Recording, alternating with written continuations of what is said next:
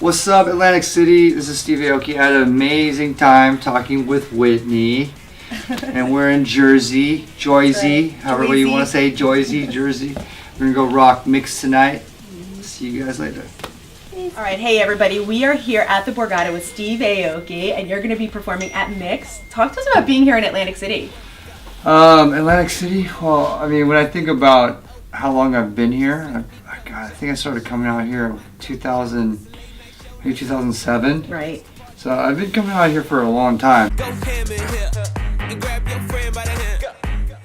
I'm in a casino, so I'm gambling, and I'm not necessarily the greatest gambler, but I do gamble. Okay, you like to play poker, right? Yeah, I just left the poker table. I lost money. I always lose money when I play poker. No, you don't. So you're a winner still, though. But yeah, I came up on my blackjack, so I kind of hedged my bets there. Okay. You know, I did do some gambling today. It's funny, I was talking about this earlier, you know, like with gambling, everyone goes into gambling knowing that there is an edge against them. Mm-hmm. You know, like no one's coming here going, yo, it's like I have a better chance of winning. It's like, you know that the casino they're driven by this business, and people still love to put their money where it's most likely going to get lost. Yeah, that's a big thing. And then it's for that odds, the odds of winning. Yeah. That feeling is why we play. Yeah. It's just strange, right? Mm-hmm. I got to lots up, so go and take a hit, dip. Well, you know, I became really obsessed with Boardwalk Empire, the show. Oh yeah. So I had to hit the boardwalk a few times. Give me some of that.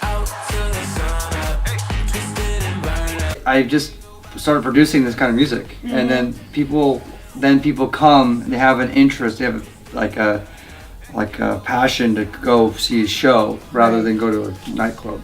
Interesting. It's different than just going to a club and then not knowing who's DJing, but you're just going with your friends or going to see a DJ. Right. It's two different kinds of worlds. I think a lot of the open format DJs are here playing that world.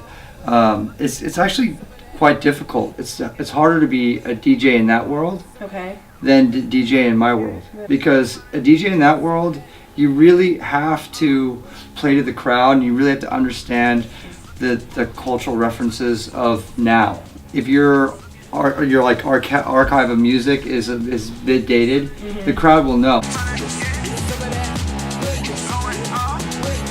I mean, I think what separates every DJ in this space is their own music, for the most part. And then you can go into the differences, because people are going to go see Hardwell to hear Hardwell records, or Tiesto to hear Tiesto records, or Cascade, or whoever it might be. They want to hear that kind of music, above and beyond. You want to hear those songs. And then my shows are very physical, very active, and it's perfect because it's like what you want to do. At the end of the day, it's an emotional experience, so you leave feeling something. Give me some of that. Give me some of that. Give me some of that.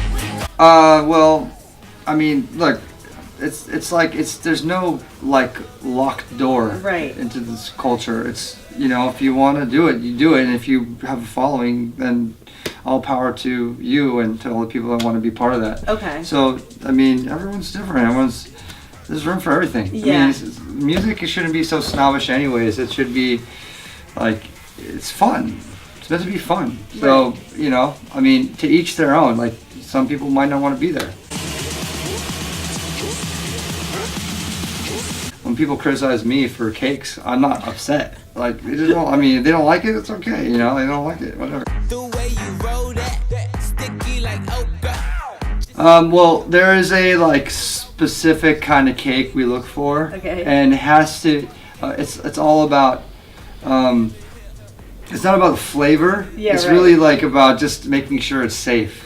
Because we want to make sure the cakes, when they hit you in the face, they hit you with love. It's fun. It's not supposed to hurt you. It's supposed to, You're right. It's fun. Yeah, I've been caked many times by my own cakes, and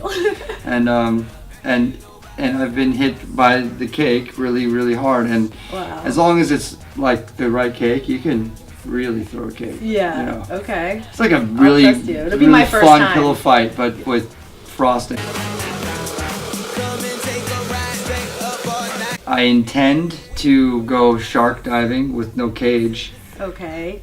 in Where? Fiji with a friend of mine that I met. He's like a professional in this field. His name's Jeb Corliss. He's like one of the world's most famous stuntmen. So yeah, he showed me pictures of him shark diving with tiger sharks that are actually, it's actually some of the most ferocious sharks in the ocean. But the way he described it was so peaceful. It's weird, and it made me Well, feel they say comfortable that with sharks it. really aren't so bad, right? I mean, Well, you have to exhibit, and like you have to exhibit some sort of force that you're not meant to be eaten. Mm-hmm. And they do it in a way where like you shouldn't have any problems. But of course, human error. You never know. Mm-hmm. You can get scared and pull back, and the shark just, That's what I'm going to say. I mean, as a human instinct, your heart might be pounding, you might be nervous without being nervous. Do you know Yeah, what I there's mean? like certain things I learned. Like, so a shark has like I forgot what it has on the body, or like maybe it's on the spine, but it's got like, and the nose too. It's got some sort of sensor. So if you swim away from the shark, Mm-hmm. it'll feel the pull between itself and the object, Okay. and the object can be pretty far away. Wow. So like if something's moving away from the shark, it'll automatically go towards that, whatever it is. But if the object is moving towards it, and the force is strong enough, the force. Let the force be with you. The Yeah. force, yeah, in this case, the force should be Right. with you, because Yeah. if it's moving towards it, then it'll probably avoid you. Okay. And like it like that detection is it's like a right. dog sniffing out certain Right. things. It's like enhanced. Yeah. Give me some of that, give me some of that, give me some of that. So I have two main albums, and I've split them up in Neon Future. The album's called Neon Future. Okay. So Neon Future 1 just came out, All right. and Neon Future 2 will be coming out spring of next year. Yeah, it's actually all features. Okay. It's not like instrumental dance records. It's like electronic records, music with different bands or vocalists, and sometimes different producers. Okay. And I've got to work with, on part 1, I got to work with Fall Out Boy on a song, will.i.am, Empire of the Sun, Afrojack, Flux Pavilion, and then like some hip hop artists like Machine Gun Kelly, Waka Flocka, Kid Ink. Wow. So it's pretty well rounded. A lot of different genres. Can't nobody stop us. There's a lot of artists that I love to work with, but I hate talking about that because Really? because you Does can it jinx it. Yeah, I know. I'm weird like that. Because like you kind of want to like surprise people too. Okay. Although I did say I would love to work with Chester and Mike Shinoda and from Linkin Park, and our song is going to be on Neon Future Part 2, and then we actually wrote a song for their album last year Okay. called The Light That Never Comes. That was a really great kind of convergence of their world and my world. Las Vegas Hakkasan. Okay. It's I've been playing there since they opened, and it's my residency. It's like my consistent year residency. I don't have anything like that. I have my residency in Ibiza, and it's funny because I do Ibiza 18 shows in the summer, so every Wow. Wednesday. So it ends up almost equaling the amount of shows I do at Hakkasan throughout the whole year. Wow. But Hakkasan's like my home. I've been playing in Borgata for a long time, and then I moved over to Revel, Okay. and I was playing HQ and the Beach Club, whatever. I played those two venues, and then they closed down, so I'm back home here. Yeah, I love it. That's great. And they've always taken care of me. I mean, I've kind of grew as a DJ in this club too. Wow. That's good to know. Especially with the New Jersey and Philly audience. Yeah, that's great. I mean, that's a good nugget of information, and that's great for us, a testament to who we are as a city. That's a positive thing that came out of the city. Yeah. If someone wants to break into the business, though, can they just reach you? Do they just, go, hey, we have this tape? How do they do that? Tape? Yeah, I don't know. Look at me. I'm like cassette tape CD. Demo. This is 1985. No, but I have this track. I made this track. I have this video. This is what I That'd do. be dope, man. If someone gave me a cassette tape, that would be so cool. There's a filtering system. There's demos at dimmock.com. So if you're a producer and you have a great song, you want to share it with us and you think it's the right fit for our label, demos at dimmock.com.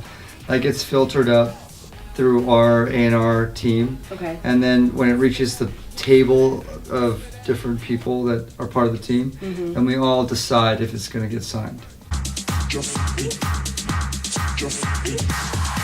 There's a ton of weird messages and, it's not like back in the day when you'd get fan mail. Yeah, right. It just doesn't happen so much because you don't really put your address out there. Yeah. Although I do get stuff sent to Dimmock, and there was a fan that sent me, she's from Poland. Okay. And she sent like a box that ended up sitting in the office, and it was stuck through customs maybe for like a month, and then it finally got to the office. It was sitting there for a few months, and I finally got it like months and months and months later, and it's like this amazing box with this collage of pictures of myself. Oh my god. That she put together, and then inside the box was just like the most random, like nachos. Like Doritos. Oh, Doritos. And like jelly beans and a bunch of bag of chips. It was weird. It was like all these chips and crisps, and that's funny I say crisps because I was in London. Oh, you don't say crisps out here. Right, no, we don't. And like all this junk food, and I don't eat junk food. Okay. But she went all the way to put it all together, and I kept the box and I gave away junk food to my the people that I have an apartment in Vegas, and I gave it to them. I got my goals here, so don't you run up. Well, I have another new song that'll be coming out. Okay. It's called "I Love It When You Cry," and it's an emo kind of song. I mean, the title's pretty emo. So that'll come out pretty soon, and I'm always putting up new content on my YouTube channel. Okay. Like I have so many new videos and on the roads, which are these webisodes of like my life on the road. That's really cool. Because I travel with like a full team, Entourage. filming and taking photos. In the news outside of music and stuff. Yeah. And it could be anything. It could be regular news, celebrity news, anything. God, I don't follow news that much. A lot of people say that, surprisingly, which is cool. I don't know. I'm so kind of trapped in my own world, which is not necessarily a great thing. Some of that. I don't watch reality shows. I watch like TV series. Like Okay. I follow Sons of Anarchy. I'm watching Hannibal right now. Homeland. Watching that. That's my favorite. Love Homeland. Yeah. That's like, I think I'm like a Claire Danes fan. I feel like I look like her a little bit. Yeah, you do. Just a little. Yeah. Boardwalk Empire is one of my favorites. Actually, I didn't finish the last season. We gotta get that one, Dylan. I have it. You got the last season, the full last season? The last season, I have season 1 and 2, I think.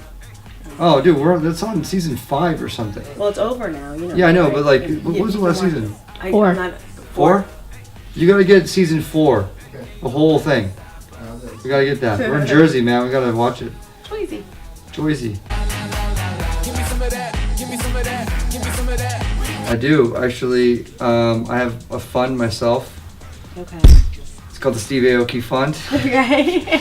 So basically, every year at the end of the year, we pull all the money that we've raised, and then I pick the topics or a major topic, and then I break it down within the topic, different organizations that are reputable that we would distribute the money towards. Okay. And I let the fans decide what percentage of money go out to different That's really organizations. So that way everyone has a decision. cool. And they have a say in where it goes. And Yeah. It doesn't feel good. Right. And I usually do the raising of money from my shows. So like $1 from certain shows like per ticket would go towards the fund. And then like I'm turning 37. Oh my god, old. I'm 34. I'm right there with you. So yeah, I'm turning 37. I mean, that's how I felt end of tonight. the year, and then I'm gonna donate 37 grand. Wow. So I do that every year, and then I do other things to help raise money. Like I did a $10,000 charitable bet with Borgata. We played Street Fighter, and then we whoever wins gets to pick where the money goes. So Borgata is 10 grand to the fund. Got my goals here, so don't you run up. Oh my god. I hate these ones. I know, me too. I wouldn't want somebody to ask me that I either. hate those That's questions. You don't have to answer it. Well, I'll put together two. I always do is I put together two of my favorite people's quotes. I have this one right here. Be like water by any means necessary. Okay. You know where those two? Who said those two I things? have no idea. It's Bruce Lee Okay. and Malcolm X. It's kind of interesting because be like water. It's kind of you want to, water goes into it's like fluid. It can like go into anything and like crack through things and I always say, the Dimmock, my label is called Dimmock Records, and we've been doing the label for like 18 years, and our slogan's by any means necessary. Some of that.